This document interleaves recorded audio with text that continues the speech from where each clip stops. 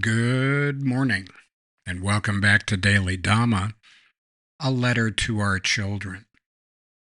Today is October 5th, and our reading is Insubstantial Nonsense.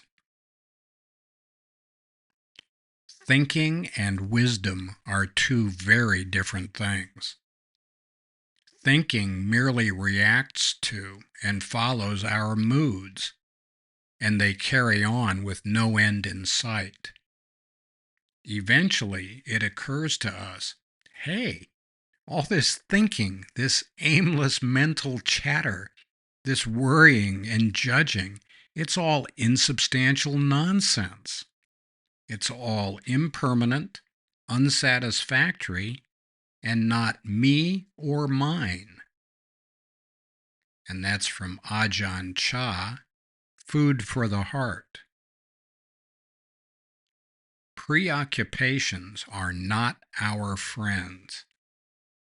The five khandhas, body, feelings, perceptions and memories, thoughts, and consciousness, are like a lump of red-hot iron.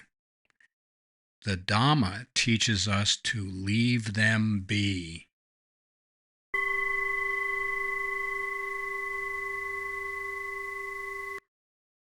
We summon these things into our lives.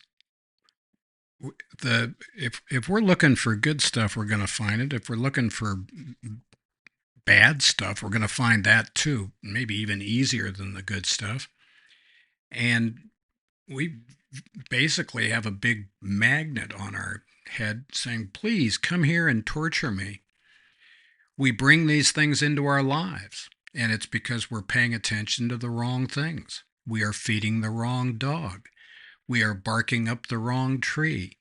We are looking for love in all the wrong places. I don't know what metaphor rings your bell, but it really behooves us to look for nice stuff and to pay attention to the good stuff. The completely ungrateful new thinkers who walk around perpetually dissatisfied and always hungry and I want more and how come I'm not getting mine and that's not fair.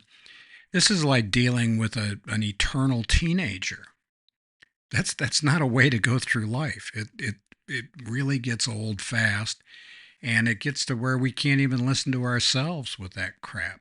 So we're with Ajan Cha on this. We're also who is with the Buddha. The five khandhas are like a lump of molten lead. There's just no place you can touch it without really burning yourself badly. And so we need to leave it alone. It's impermanent, unsatisfactory, and not the self. Boy, howdy. The law of dependent origination says that everything has a cause. Things arise due to causes and conditions, and things disband due to causes and conditions. And that applies right across the board. We live in a world of consequences, of cause and effect. And the direction of causality is important. We need to look at that. First, there's a stimulus, then there's a response. First, there is serenity, and then only after serenity is established may we possibly benefit from some insight, some wisdom that arises. But we got to put first things first. And too many of us, for too much of the time, just want to jump to we want to have the ice cream. We don't want to eat our vegetables or anything.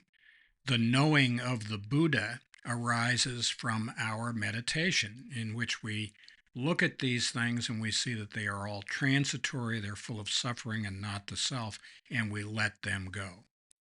And this leads to nibbida, which is renunciation of clinging and disenchantment with our illusions and delusions and preoccupations. And happy trails to you until we meet again.